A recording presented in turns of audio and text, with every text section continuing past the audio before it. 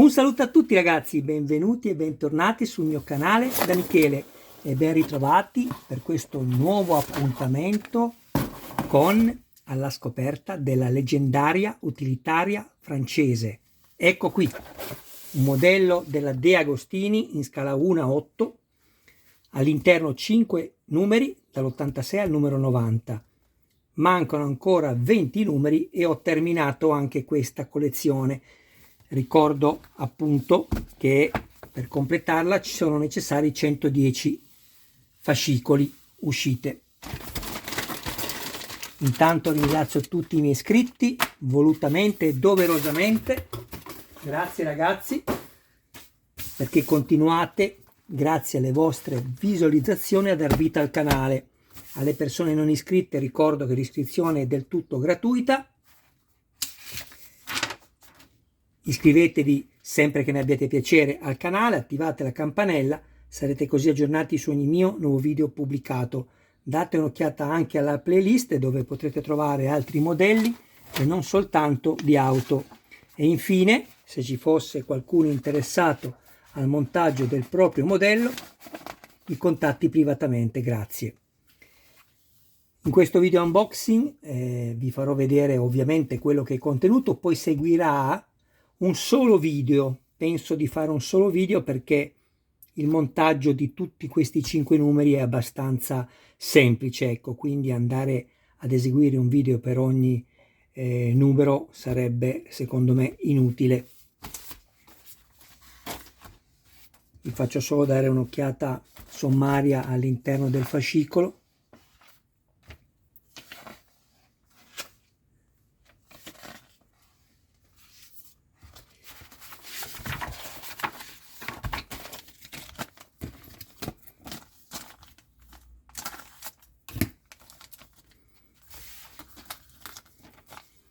All'interno 2 serie di diti, una da avvitare nella plastica e un'altra da avvitare nel metallo.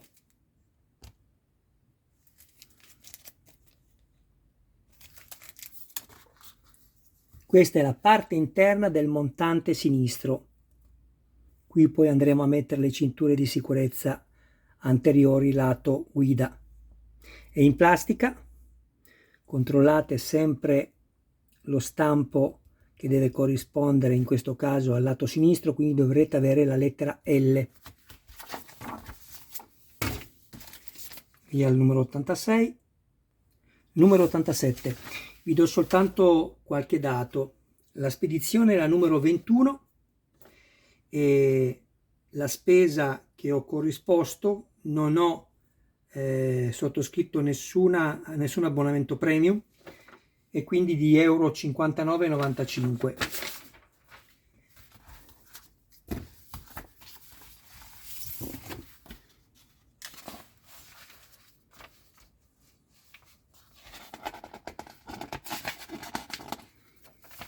Devo dire che è veramente molto dettagliata come auto. È una macchina particolare, un'icona, come dicevo prima. O vi piace o non vi piace. Sembra banale detto così, ma io ogni volta che la vedo per strada, fin da bambino, mi ha sempre colpito anche questa nuance di colori. Ecco perché ho deciso di fare questa collezione.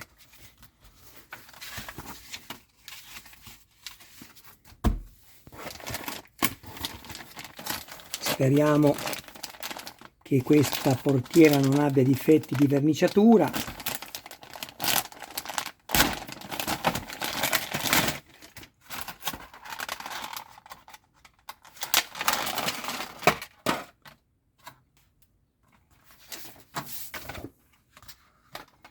Tutto in metallo, anche perché è un pezzo unico. C'è solo la maniglia che è in plastica.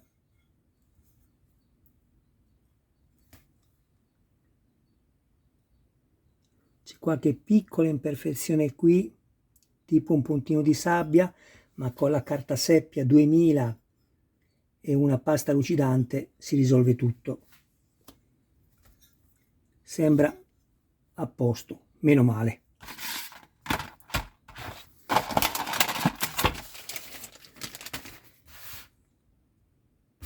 Adesso andiamo subito a vedere il numero 88.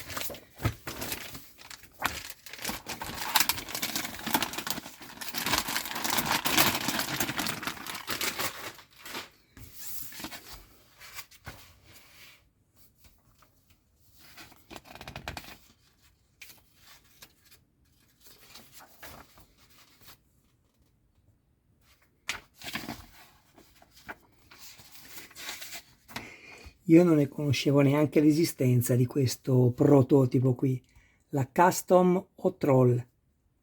Non so se l'ho pronunciata bene. Stavo leggendo, è stata esposta al raduno mondiale delle Deux Dash che si è tenuto in Francia nell'estate 2011. Stavo cercando di vedere se erano elencati i cavalli e una fuoristrada hot rod.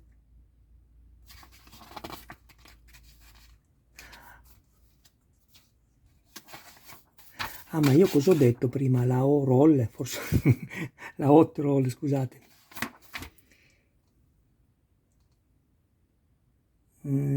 Strano che non ci siano scritti i cavalli. La potenza, insomma. Il motore è un 652 cm3.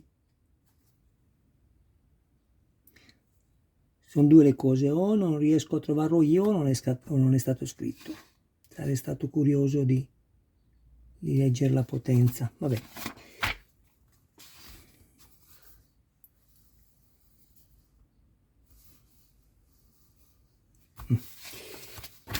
In questo fascicolo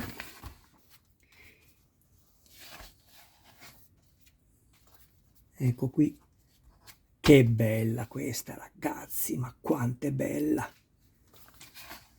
E l'hanno fatta, se non sbaglio, proprio a Hachette, in diverse colorazioni. Questa è veramente bella.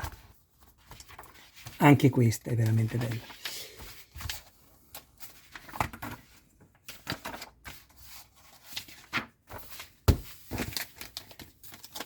Come potete anche vedere qui, il contenuto è veramente minimal, una serie di viti EM e il pezzo di plastica per la portiera sinistra. Stavo guardando una cosa, allora, questo è il rivestimento, scusate, sto ragionando a voce alta.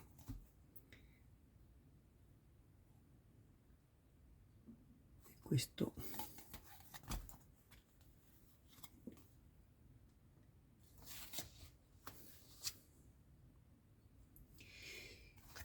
no, guardavo la lettera stampata qui, è LR, quindi sinistra e destra. Però in questo caso questa è la sinistra, perché non si può montare questo pezzo anche sul lato destro, quindi era curioso il fatto che fossero stampate tutte e due le lettere. Comunque il pezzo è corretto e mi basta questo.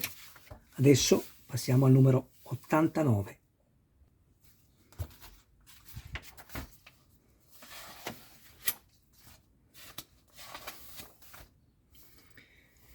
Qui ricevo il finestrino.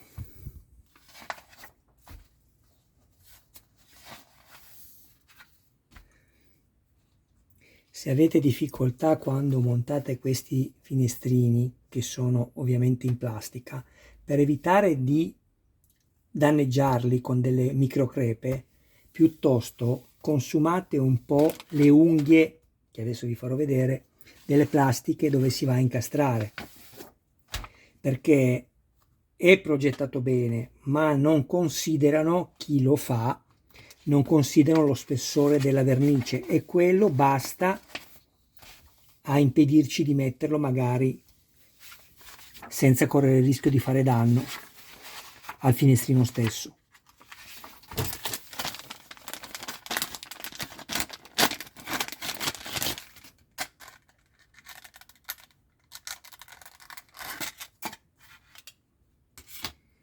Ecco, intendevo queste unghie qua.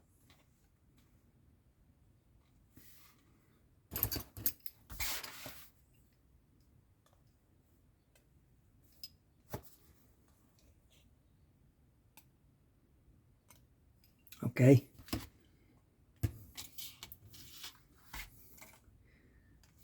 anche questo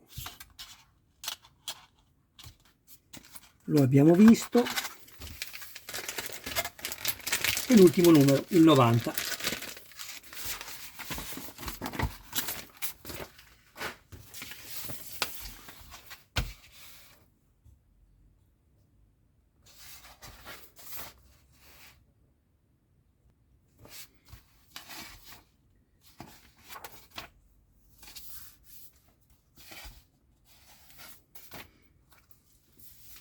Ecco, qui ci vengono forniti diversi pezzi di metallo, serrature e cerniere delle porte, più 3 serie di viti.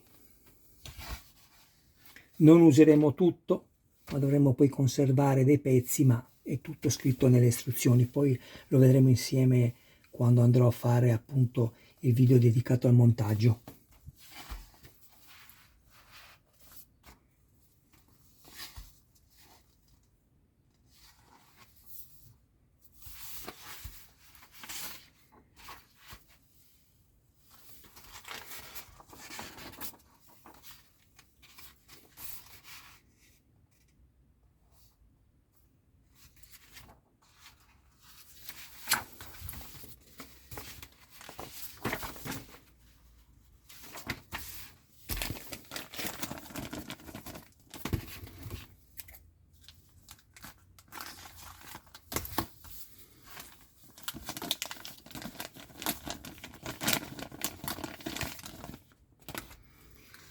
Allora,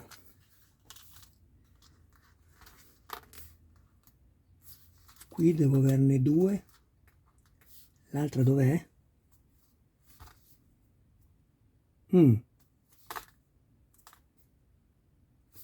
Ah, eccola qui. Bene. Questa è la serratura della portiera, sia a destra che a sinistra, ed è in plastica. Poi abbiamo questi che sono invece in metallo,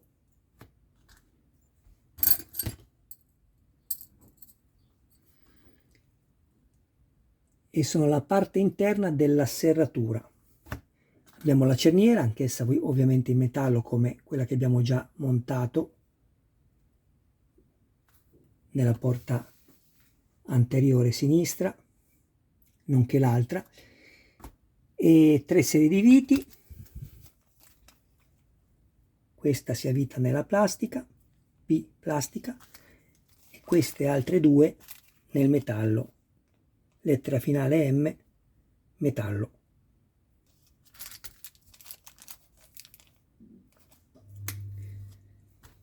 Vi dico subito che, come vi ho anche detto prima, i pezzi da conservare sono questi 3 di metallo. L'unico che andiamo ad usare è questo pezzo qua, che è la cerniera.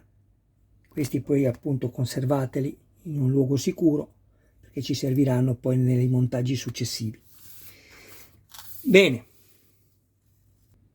adesso vi faccio vedere qualche pezzo di questa troppo simpatica macchina.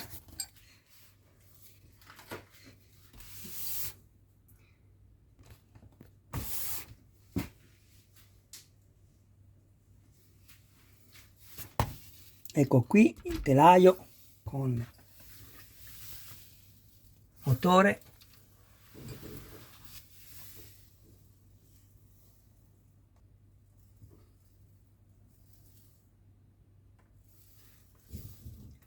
le sospensioni sono funzionanti e indipendenti come nella macchina vera.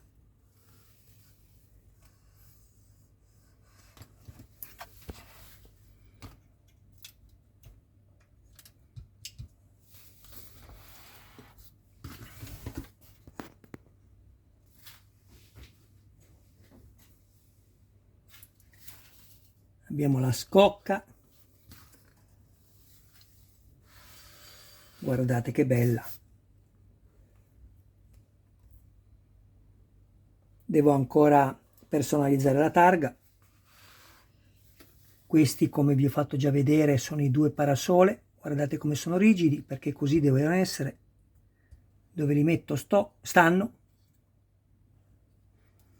Ecco qui.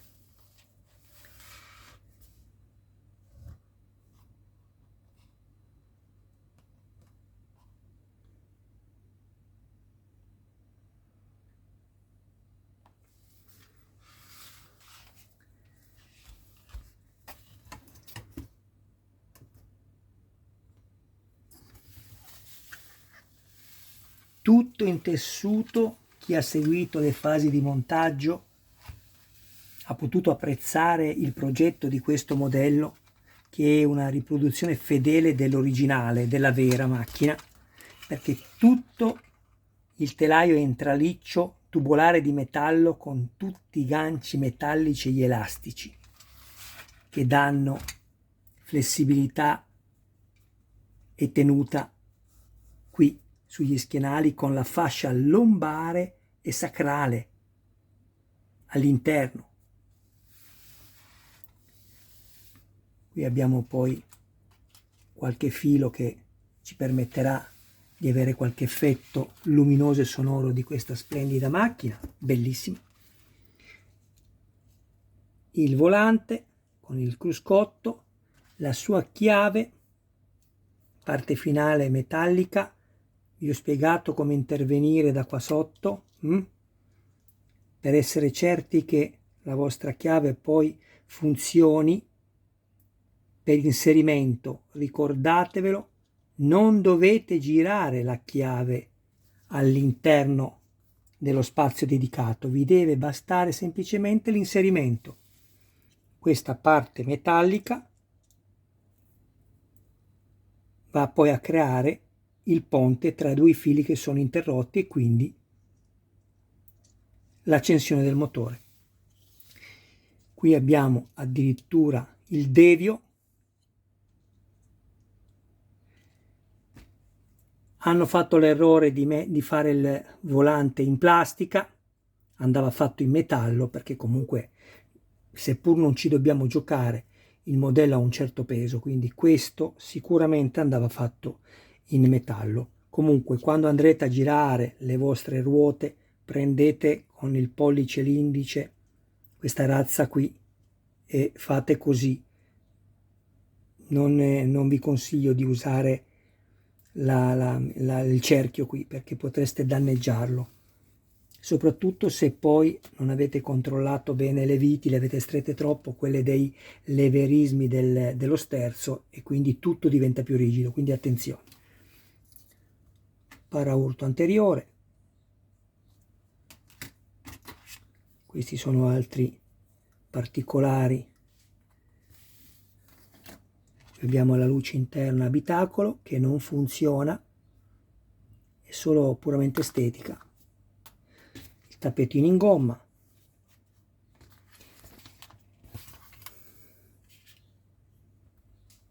Cofano anteriore, bellissimo.